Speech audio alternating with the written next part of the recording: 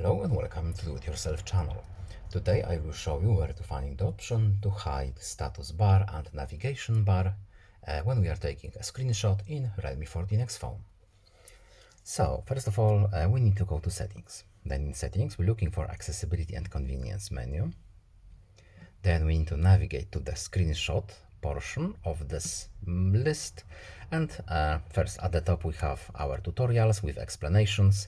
Here we have screenshot gestures, and here we have our screenshot hide status bar and navigation bar option.